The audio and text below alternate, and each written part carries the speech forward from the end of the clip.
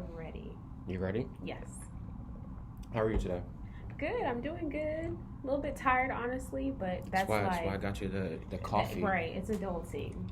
That coffee is an adult drink, and I don't know if you knew that. Right. How are you? Oh, what's going on? Welcome to another episode of You're Gonna Be Okay. I'm the host, Tony Mack. As always, got a special guest in the building. Welcome back, Bianca. Miss Bianca Dupree is back. She's back for another one. One time. One time for the one time. What's going on? What's new? What's going on? Nothing much. Like we were talking earlier, I said I got a new job, of course, and just adjusting to that. And like I'm such a perfectionist, so I'm like, in my mind, everything has to be perfect. I want everything to because I'm a type of person, like when I start something new, I want to be good at it the first try, but that's not what's the case. I'm pretty good at it, but not the case. Yeah, I'm good at a lot of stuff that I do, but of course, when you're in corporate America, right, you have to wait on other people, like for them to play their part. Right. You can't always have control over everything, so right. I have to learn how to be patient. So you are a creative director. I am a marketing manager. Okay. But hey, I want to take that too. Creative marketing manager. But I like that title though. Yeah, that's a great creative marketing manager. Technically, I am a creative director because marketing, you have to be creative. Of course. Yeah. So technically, I am. What's the logistics of your job? Oh God, I do promoting and branding, so I have to just social media posts, of course. Okay. I have to promote our fundraising events. I have to coordinate the fundraising events. Gotta follow the trends. Yeah, see what the trends I also do a lot of graphic designing. I've been snap. creating flyers, and then right now, which a lot of people don't know, is that sometimes you have to put in a proposal to get funding and everything. Mm-hmm. So I'm creating a RPF document, which basically is a bunch of Microsoft Word documents combined together about what we offer. Mm-hmm. And that's a lot. That's very detailed. So it's detailed. You gotta send this to who? To the school board and everything. No job titles. We'll take we'll take that out. We'll take that out. We don't want to get her fired from. Yeah. Okay. So creative. I like that. That. Good marketing. Yeah. Anything else new? How you feeling? You feeling good? I'm feeling good. I feel like corporate-wise, I'm heading into a better direction because all my previous marketing experience, I've always been a marketing coordinator. This is the first time I'm actually a marketing manager. Okay. So I'm pat on my back. So you have a background in marketing. Yes, I went to school for marketing and business. Okay. So yes. That's what's up. So you mentioned earlier that you wasn't good your first time doing it. No. What I was saying is, everything I do, I want to be perfect. Okay, you want to be perfect the first time. Yes. Okay. The first try. What's something that you weren't good at your first time doing it? Oh God, what was it? That you wanted to be good your first time doing it. That's a good question. I don't know. That's why we're here. We want answers. We want answers. I don't know, because I think I'm naturally good at a lot of stuff, but I'm such a perfectionist that even though a lot of people tell me oh, well, that was amazing, I'm it could be better, it could be better, it could be better. And I'm glad you brought that up, because almost everything I've done, I did pretty good. Mm-hmm. It's just I'm in my mind saying better, but people's oh, that was amazing. So you got that on your first try or whatever. You did great. Do you think when you try something for the first time and people tell you that it was great, why do you subconsciously think it could be better? Because the way I envision it, I envision everything on a grand scheme of things. Mm-hmm. My measurements is always way higher than everybody else. Mm-hmm. So you may say, we're just trying to get here. And I'm thinking, you may say, oh, we're just trying to get it on TV. And I'm oh, but I'm trying to win an Oscar or something. Okay, yeah. But it's that's the steps to it. There's a process. I'm already jumping up there, but we got to take steps. Because, of course, you got to get it on TV or something, or in the theaters. I'm thinking, okay, but we need to be Oscar nominated. We need. Okay, so you all right, and your brain goes okay, I could be TV, Oscar. Okay. And I think because of that mindset, it makes me overthink a lot of things. Okay. But honestly, it's Bianca, you have to go through the steps first before you jump to the. You're a big overthinker. Yeah. Big overthinker. Me too. I'm not gonna lie about it. Me too. I overthink so much. I don't know why I overthink.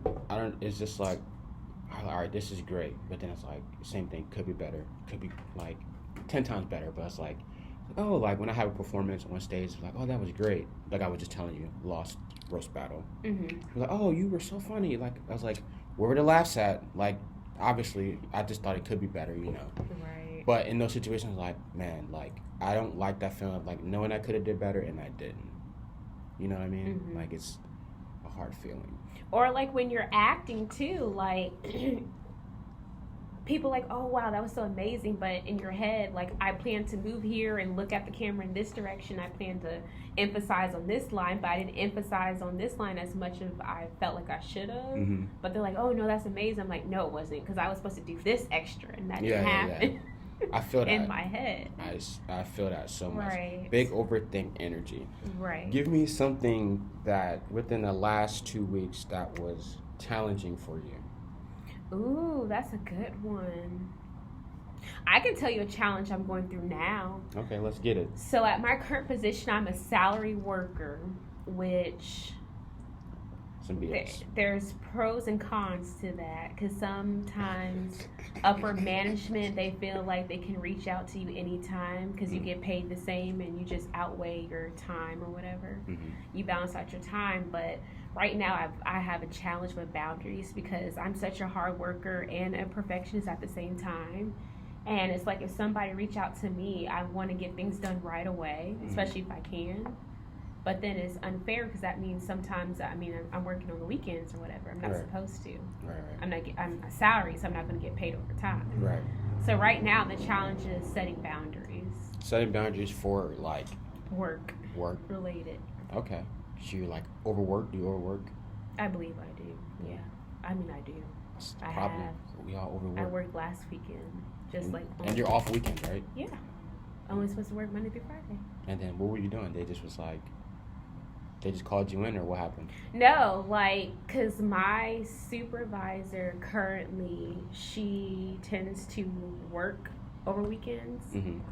Because I think she just tried to play catch up. So then if I see her send something to me, it's not saying that she's telling me, oh, you gotta do it now, but me, I'm like, you know, just doing it. Okay, so how do you feel to overcome this challenge? I gotta start just being like, ignore my computer. You see, I'm like... She's calling, she's just like, put the phone down. Yeah, and that's a challenge. Okay. That's a challenge. But honestly, I just need to like ignore it and be like, this is my time to relax. Because then I wonder why I'm like I feel burnt out sometimes. It's because like you're fire signs. Yeah, I'm a fire sign. Gotta recharge. Get near some fire. I got a lot of naturally. Yeah. I have a lot of energy.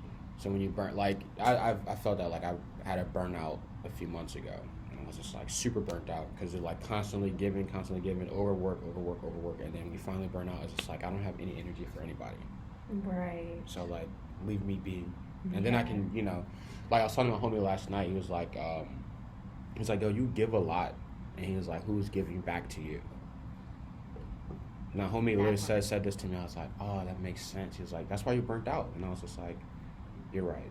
And I was like, it just put something in my head. I was like, you're right. I got to give more to myself. And like with like work, with just anything in general, I have to give more to myself more than I'm giving to everybody else. Mm-hmm. That's something that I've struggled with. Just like learning to set boundaries with people, learning to set things that I'm not. Like when I'm doing too much, I have to realize, take a step back and like, do they actually deserve this? Do they actually deserve my energy, my input? So something I struggle with. But how do people like us survive in this world? Especially we're both like creative. We're in creative fields, so how do we survive? Because in our mindset, no matter how much we do, we're still looking for the next big thing, Like, it's not perfect. Like, we could win awards and do all this stuff, and we're still like, oh, we're not there yet. Well, I just taking the small wins is always good. Like, you have to acknowledge those small wins. Like, you were here, and then you were here. Taking some recognition. Like, you made it.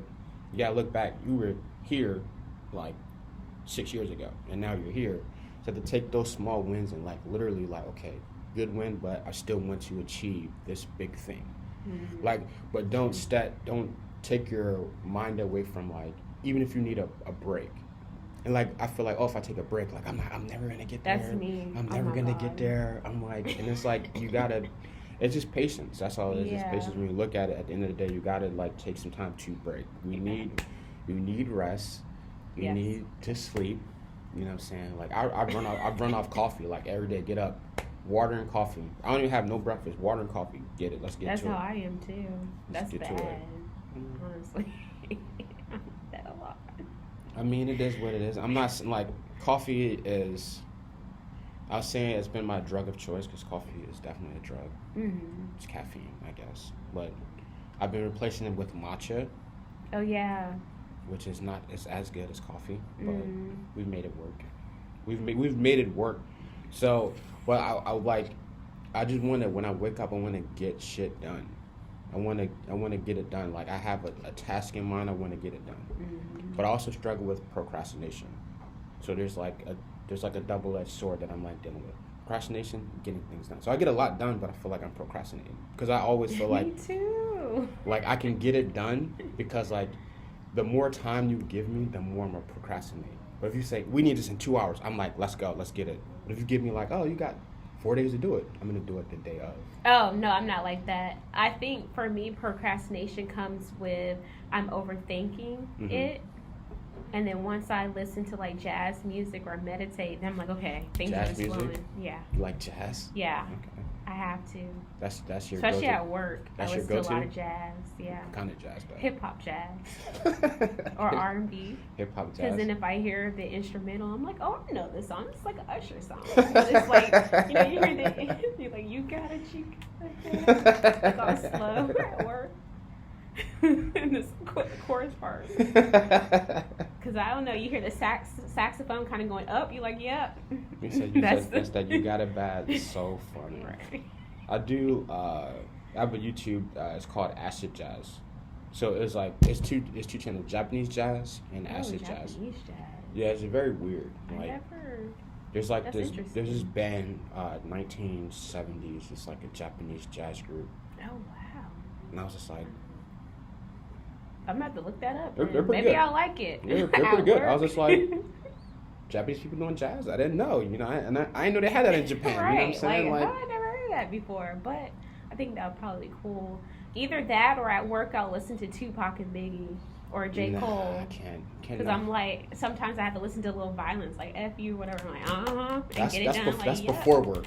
That's before work. I got during work, like when I'm in the getting money mode, I gotta listen to like drug dealer music. I don't know what I don't know what it is about drug dealer music. Like y'all need to get the bag, you know what I'm saying? And that's how I feel like, y'all. I gotta listen to some like Tupac. I gotta listen to some Benny the Butcher. Hit him up. And that's just like my mind just goes, all right. Like while I'm at work, I feel like I'm selling drugs. I don't know why I feel like I'm selling drugs when I'm at work because before I go in, I put it on. I'm like, all right. In the car ride, drug dealer music. When I get to work, it's a straight professional. Like I'm getting money right now. I don't know what it is. It's just my mind just goes from drug dealing to like work. My mind.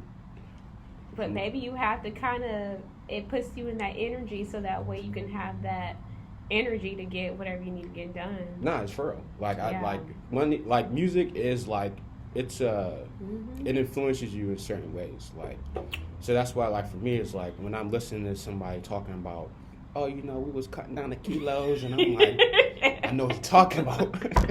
When I'm at work, I'm like, I know what you're talking about, fam. I know what you're saying, dog. Like, but really, I'm just like at work just selling cell phones. You know what I'm saying? So it's not even the same equivalent, but I get it. But in a way, like artistically, I could see that. Because in a way, when you think about it, it could relate in a way. You think so? Yeah, when you think about it. I mean, you're selling a product and. Yeah, but it's like, it's not as dangerous. Like I want to feel dangerous when I'm at work. Like I wanted to feel like selling keys. That's what I wanted to feel. That's what I wanted to feel. Like I don't get the same thing. Like I wanted to feel like I'm doing the thing. When I'm at work, like selling cell phones. But like I'm in the back chopping keys. Like got the gun on the safe. Like that's how I want to feel at work, yo. Like.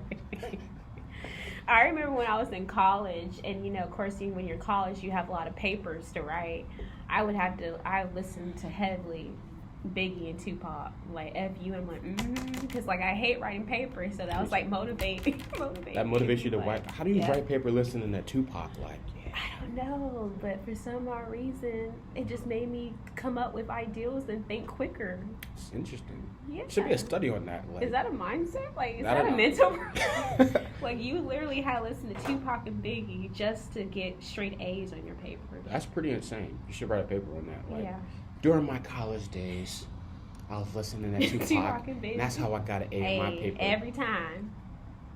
But I think it's because, especially Tupac, he's very intelligent. Yeah. And just because there's songs that sing like "F you" or "Hit 'em up" or whatever, there's a message behind it. So when I listened to him, I was finding deeper meanings about it, which motivate me to be like, okay.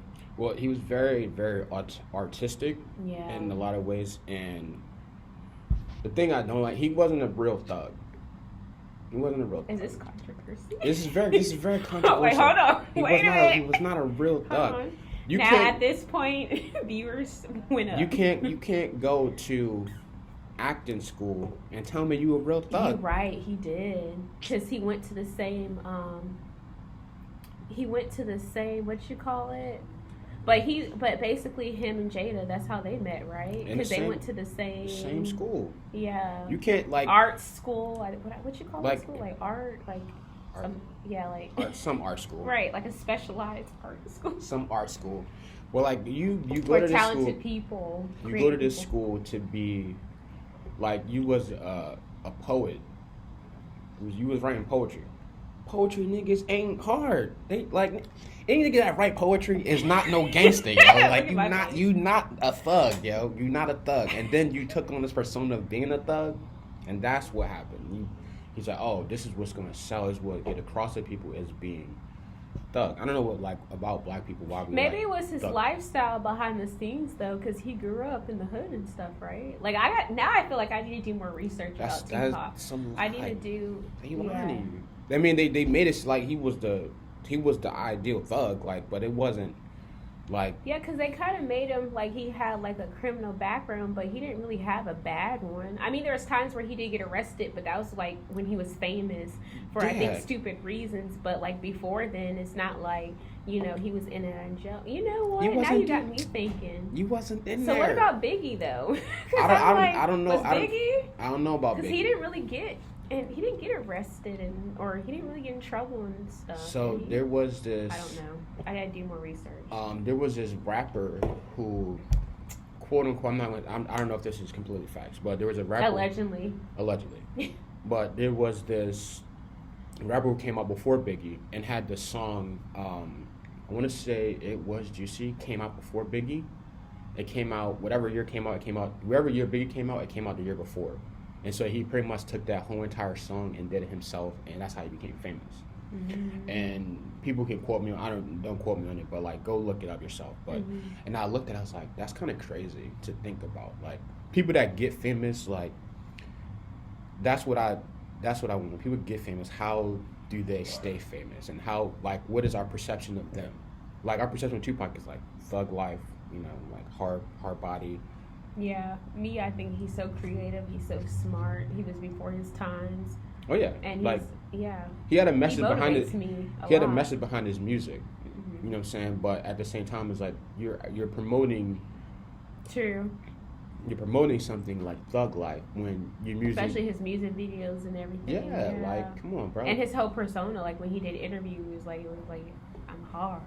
Yeah, but that's a facade, yo. Right. Like hard people, really thug dudes don't do that. Yeah, that's real true. Gangsters don't. They don't do that. They just be chill, Yeah, they be like until I need to act crazy. Right, then they know. But people that are like hoorah type of people, right. It's like they're hiding behind something. You're not really that. You know what I'm saying? Like. But that means that's like probably 90% of all the rappers nowadays, because. Yeah, like. It's a whole persona. Nicki Minaj just did an interview. She was talking about Future. I don't know if you've seen that interview. No. She was talking about Future, and she was like, Future has a bunch of songs about him popping like drugs or whatever, and he was just like, "Y'all really a lightweight. I don't even be doing drugs like that." And Nicki Minaj quoted that in her interview. Mm-hmm. And she's like, "So you have songs about you doing drugs, and you don't really do them." That's so sad. You know what I'm saying? Like, that's crazy to me to think that. To promote stuff that you're not. Yeah. And why would you want to promote that when you think about it? Because, you know, like, people are listening to your music and be like, oh, yeah, I just pop Molly's and Xanax and stuff. And I remember in 2013 when Molly became, like, a thing. Like, Molly was, like, in every song. Everyone was popping Molly's. Why do you think that is?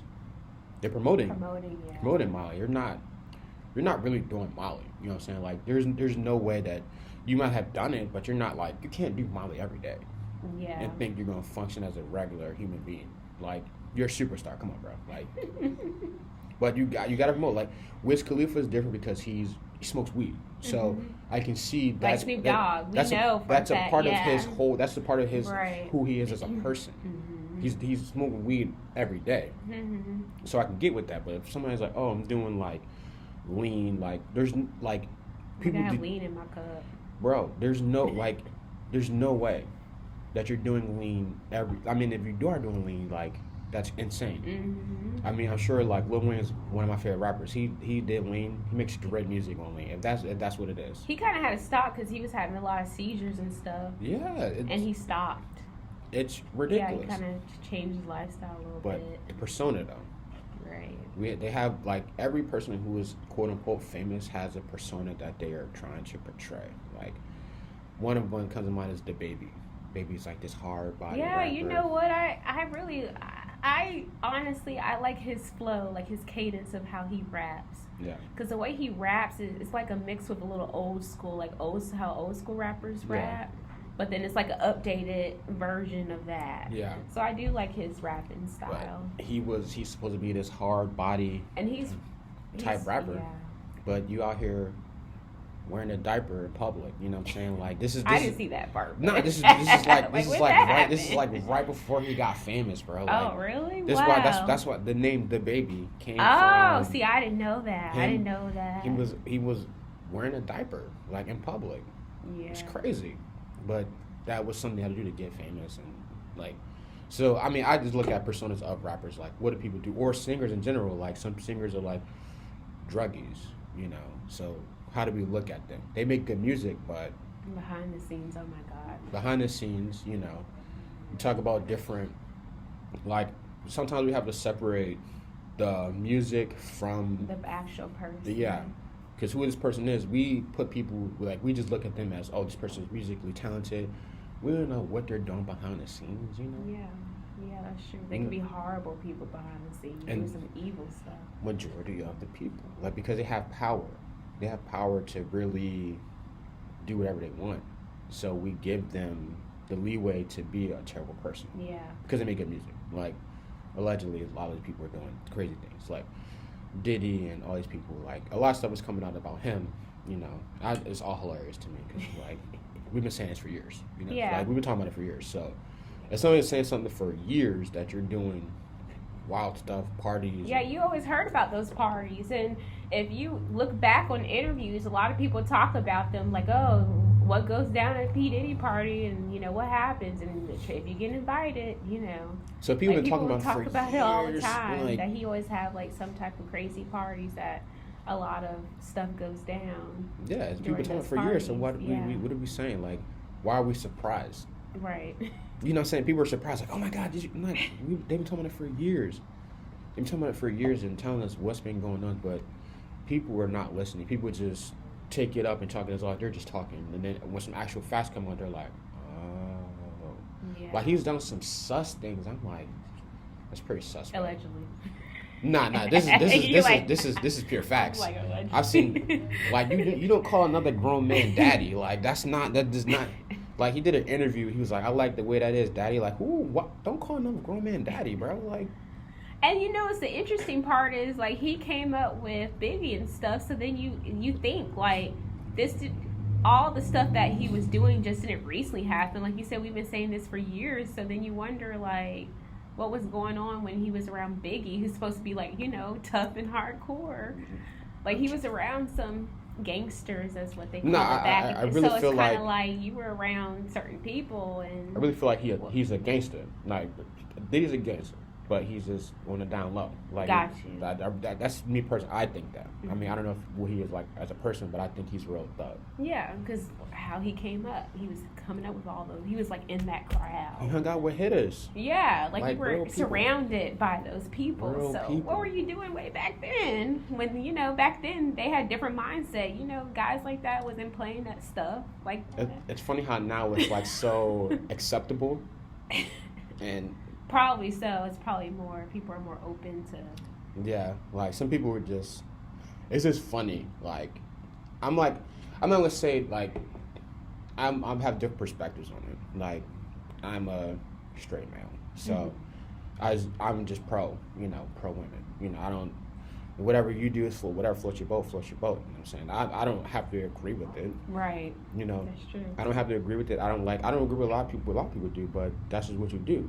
I still love you and I still care about you, but that's your business. You know what I'm saying? So that's how far as I'm open. But I'm not about to go and do some wow. Like I was out and I was in Vegas and I went to. This is my mom's best friend. He's a gay dude or whatever.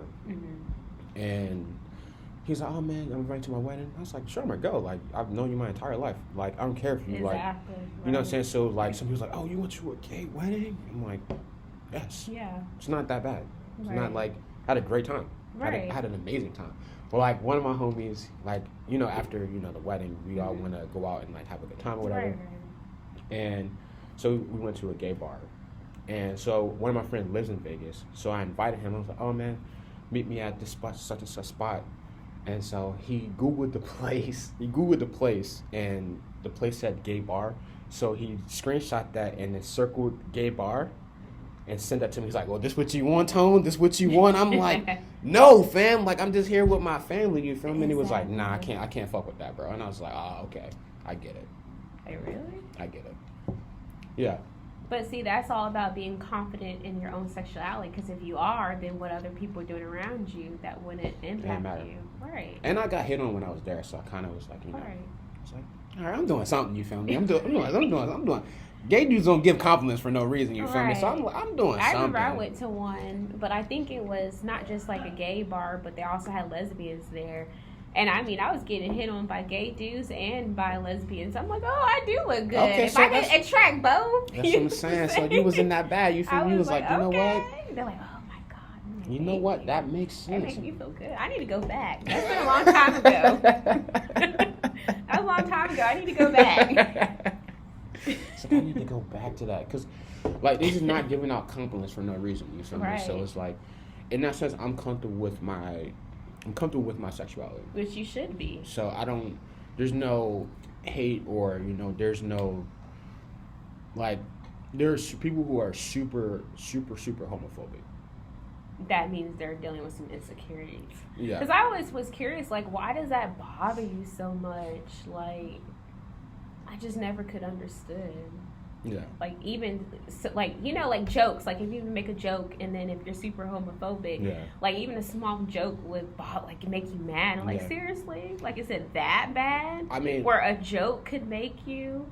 And it could be, like a small joke, And they're like, oh, that was too gay for me. Like, that was a... But it was like, come on now. I would say in my younger days, because I didn't get it. Right. I didn't get it. And that's for something where I had to like come into a realization of like, okay, I don't get this, but I'm not like that doesn't bother me. Like I had to like, oh, what they're doing don't really affect me. Mm-hmm. Why do I care? Mm-hmm. And I was like, oh, I get it. But then like I just realized some people are super cool. So and I realized some dudes are super homophobic, and that's fine, I guess. But at the end of the day, like they people as well as like you're a person. Like, I had a friend who was like, Tone, I used to work with him. He was like, Tone, I would never go to a black barber shop. And I was like, why? He's like, yo, like, every time I go there, it's just like, I'm a gay dude, but I just, it's so homophobic for me. And I was like, I understand. Yeah. I understand. And I was like, there's nothing I really say to him because I see both perspectives. Yeah, both perspectives. Yeah. Like nothing I can say to you, fam. Like that's one place where I feel like black men go is the barbershop to let everything out. Like we can just talk where it's like nobody there. Mm-hmm. So we can like at the barbershop we can just talk about the real shit. That's like going to a black hair salon. Yeah, you can talk about the real shit that goes on. Right. And I see like all perspectives when it comes to certain situations like that or whatever. Because it's like I get your perspective and I get your perspective. But at the end of the day, like it shouldn't really bother you that much if it's like you're comfortable with yourself. Right. So I love to I'm comfortable. I don't really care. Like now, as you should be. That's how it's supposed to be. I've had some situations where I was like, I might have to turn up on somebody. Because there's boundaries. Yeah, and I've had those boundaries crossed a few times. Really? Yeah. That's interesting. I was out. I haven't had mines crossed like that yet. I was out one night and I was actually in the Oceanside. I was out with the homies and they brought their friends or whatever. Gay dude, whatever. He's like, he was talking to me and he was cool. I was like, all right, cool. I'm like, but there was like a firm thing of like, I have to let you Right. Because he's putting his arm on he's putting his hand on my. I was like, no. I was like, yo, don't, fam. No. This is your one. I'm gonna let you know I'm not on that. You feel me? Right. I'm not on that time. You're not on that. And he got so drunk, and we're leaving. And he's like, oh man, I got a hotel room. You want to come by? I'm like, no. Nigga, what the fuck is wrong with you, fam? Like, what? He's like, oh man, you could just come and you could hang out. I'm like, no. Nah. No, it ain't like that. It's not that type of part. It's not that type of part. And it just like, so, but I feel like in some cases they get a pass. And that's something that I don't like. Because like, that's something where I'm like, you can't sexually harass people. Yeah. Like I felt sexually harassed. Right. Like I'm not going to say anything, but I felt it. I was like. Because that works both sides. Yeah, like, but if I get like, it goes. Like even if I reacted a certain way, I felt like I was going to be the bad guy. Right.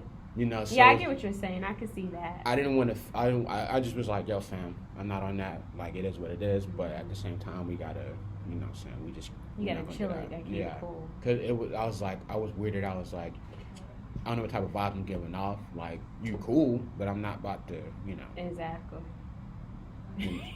I was so like. It's like, oh, my friend's like, you handled that so well. I was just like, I'm very angry though. I'm very mad. Right. Like, I'm gonna go to corporate. Right. Because if you would have probably reacted and got mad and want to fight him, then they're like, oh, you're being too masculine. Right. Because he's gay. Right. And, So I'm aware of like, okay, so if I react in this way, I'm gonna be that guy. So then I don't want that to be like, oh, you don't like this group of people because of you. I'm like, no, it's not like that. It's like you cross a boundary. So you have to set firm boundaries. I have so many stories like this where I could react crazy, and I'm like, I just choose not to. Mm-hmm. Like I was at work one day. I used to work at this gas station, and like so this guy comes in, very flamboyant, perfect. He's like, hey, let me get $20 on whatever pump. Cool. He pumps his gas. Comes back inside. He's in the grocery. He's in the gas station getting like water or whatever. And I walk past, and literally, when I seen him, he had his entire left cheek hanging out. Nuh-uh. I swear. Really? I swear. I cannot. He pulled down his pants. Left cheek out. He's like, "Come get this, daddy," and I was just like, "Oh my goodness! Get the fuck out of the store." That's crazy. And my manager's like, yo, what the fuck are you doing? Get the fuck out. Like, she was like, yo, like. So it was like one of the situations where I was like, wow. I could react crazy. Like, I've so many stories like this. God, I never experienced it. There's so many I pray stories. that I don't, but I'm just saying, like, that's crazy. Yeah, I could react crazy. Like, I met San Diego one day, and I'm like, mind you, I'm super drunk at this point. I'm super drunk, and I don't know where my car is. There's one of those moments I'm downtown. I don't have to be drunk to do that. I just forget. That's so funny. So funny. That's why, like, when I go, I didn't mean to cut you off, No, but just add this little. That's like if I go to like an amusement park or a festival, like a big parking lot, I have to take a picture of like the section, so that way I remember. Like, oh, okay. I like the thing on your maps where it lets you know where you parked at. Yeah, mine's you too. My car, it'll tell me like you parked here. Yes. Yeah, but I still need to take a picture just in case. That's so funny. So funny. Because I'm not the best at, directions. She said, I don't have to be drunk to do that, but you're right. I was trash. At this point, I was trash. Didn't know where I parked at. So I walked around this spot. I walked around the same spot 3 times where this gay dude, he was just like, hey, man, you all right? And I'm just a regular guy, so I don't think nothing of it. He was just like, oh, man, I was looking for my car, bro. He said, oh, okay. And he was like, well, we can help you find your car. He was like, I'm going with these 2 beautiful ladies right here. And, That sounds a little suspect. It's very suspect. So. Yeah. I'll just keep the story short. Suspect. I was just like, I'm going to get out this car because I'm really drunk. And I'll just find my car because I felt uncomfortable. Right. Because he was very... He knew I felt like he was trying to take advantage of me because I was very drunk. Right. Could not. I wasn't gonna drive. When I'm drunk, I like to sleep in my car. I don't know why. It's like something I just like doing because. Well, that's better than drinking and driving, like being intoxicated and. I do that. I don't believe in drinking and driving. Yeah. I do believe that you should have a drink and drive, but not like fucking be plastered. Like I was very wasted, so I had this situation. I was like, you know what? I just need to find my car so I can just get in it and then sleep the drunkenness off. Man. There was these situations where I'm like, I could react crazy, but I choose not to. I choose not to react crazy because I'm just like... Well, that shows a lot about your character, that you worked on yourself. Yeah, I'm just not that person. I don't want to, like, be... Like, I get it and I don't get it at the same time. Because I'm like, what am I doing? Because I'm just chilling. Mm-hmm. Take it as a compliment, like... I guess, like, but at the same time, like, makes me mad. But anyway, that's just, I don't know where this conversation went to. It went far left. It went far left. You got me deep thinking. I'm like, because it just brought up of the fact that, okay, what do you do at work? Because especially if you're doing like heavy on customer service, I'm pretty sure you experience all different type of personality. Of course, yeah. Walking in the store, so pretty sure that people says things crazy to you. Have anybody called you out your name and yell at you or threaten to? Yeah. So yeah. I've had a lot of people like working with people is everybody should experience working with people because it lets you know how disgusting humanity is. Mm-hmm. It lets you know how society people just do certain things when people don't get their way. Especially in this country. Yeah, people feel like they have this thing, customers always right type of thing, and it's like that's not always the case. Customers always wrong, to be honest. But and these situations where you have to tell people, this is what the policy is. But the manager they enforce this policy and then they get mad at us, the employees, for forcing this policy. So you tell me to do something and then you go behind my back and give the customer what they want. Doesn't make any sense for you. I have done customer service jobs. It makes no sense of you enforcing this policy. Yeah. Like, it's been times where, like, I don't let customers disrespect me. I don't care. I don't let managers disrespect me. I don't let customers disrespect me. And I'll let them flat out. I was like, look, you come in with attitude. I'm just trying to help you. You come with attitude. Hey, you want to speak to a manager? I don't have time. No problem. Don't have time. Because they give me this attitude, and it's like, I don't want to speak. No, I'm like, no. The way your attitude is, let me know you want to speak to a manager. So do you want to speak to a manager? Because if not, I can help you. You're right. You want to speak to a manager? I'll perfectly put you to my manager. There you go. And like that lets them know that I'm here to help. If you treat me like shit, I'm not going to help you. That's setting a boundary, which that's amazing. I'm not going to let you talk to me crazy. People come in there thinking, like, especially AT&T, people think that they can come in here and talk crazy. I'm like, no, sir. I'm not the guy for that. Like, I just, hey, look. Maybe that's the reason why you listen to that type of music. Nah, for real. I'd be in there, like, I've had situations where I've had to turn up on people and let them know, like, yeah. Oh, wow. Yeah, okay. Like, and my manager was like, she gets so mad at me for doing it because I'm like, it's against company policies, like, but like, I don't believe in being nice to people that are rude to me. Yeah. Then I don't care if I'm at work or not. Like, you're not gonna be rude to me, fam. I agree. So one dude was like in there, and he was giving my manager the blues, like giving her the blues, like cussing her out. Energy was crazy, and I get the situation. Wow. Lost his phone, lost his wallet, didn't have his ID. Company policy says we can't get into your account if you don't have an ID. Yeah. Because every time I walk into T-Mobile, they ask for ID. Yeah. And he was in there. He was like, what the fuck? And going crazy. And so he was like, my manager's the nicest, sweetest lady ever. But he was giving her the blues. And I was just like, yo, who the fuck are you talking to? Everything just stopped.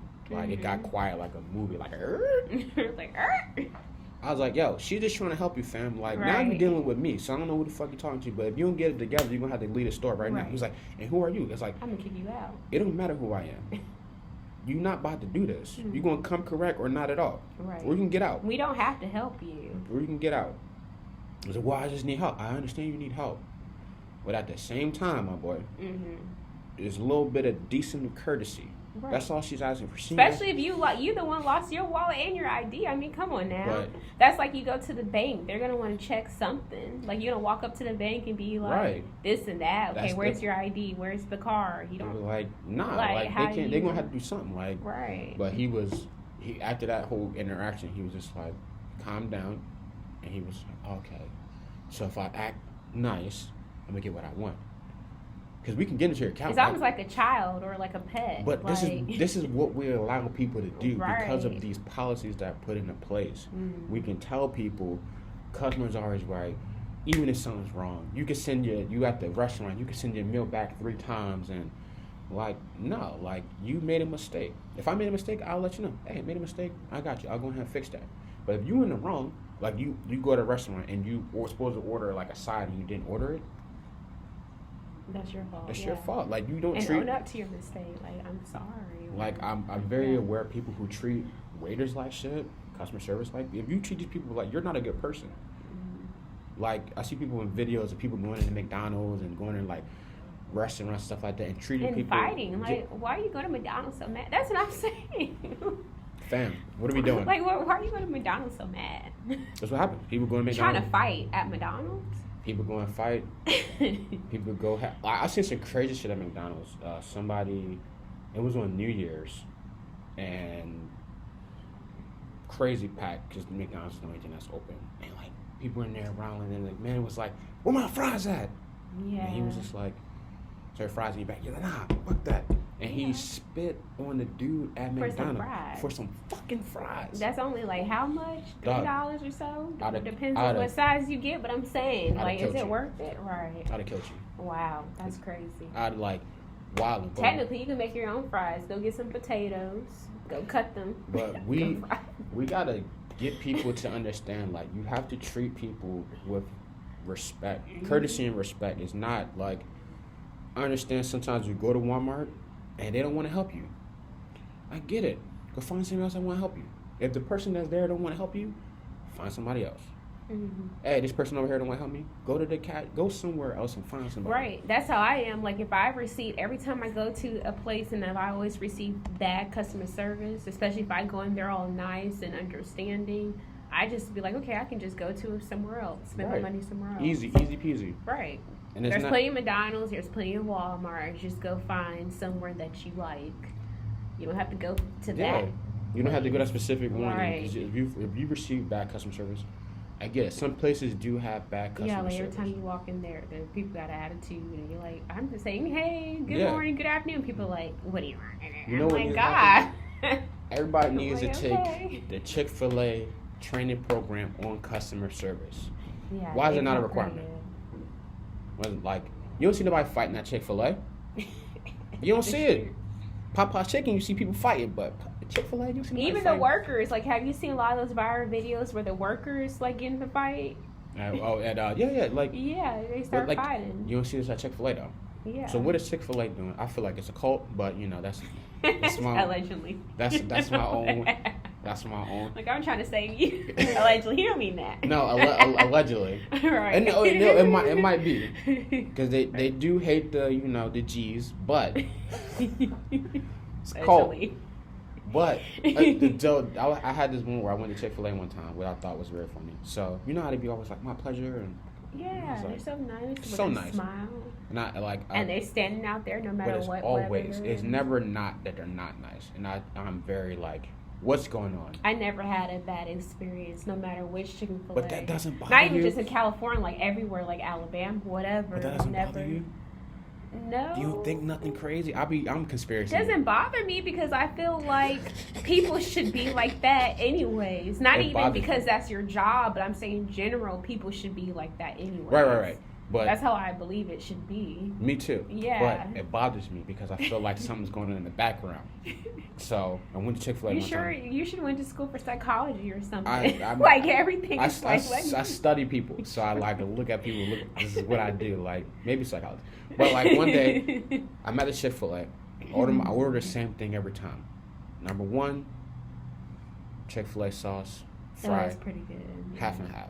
That's what I ordered. Okay. And it's half and half, not Arnold Palmer or sweet tea and lemonade. It is half and half. That's what it is.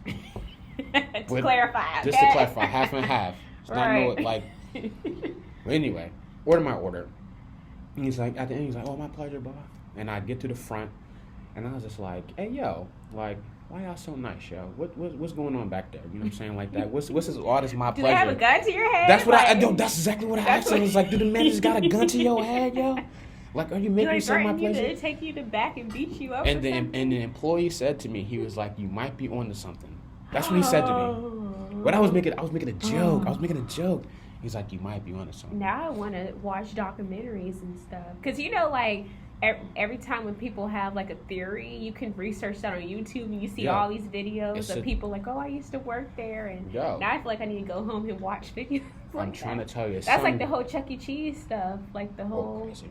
Yeah. Chuck is on that smack now. And I don't know, like in the 90s he was looking fit, but this new Chucky. I don't know what's going on. Is it crack cocaine? What is it? He's on something crazy. Is it crack cocaine?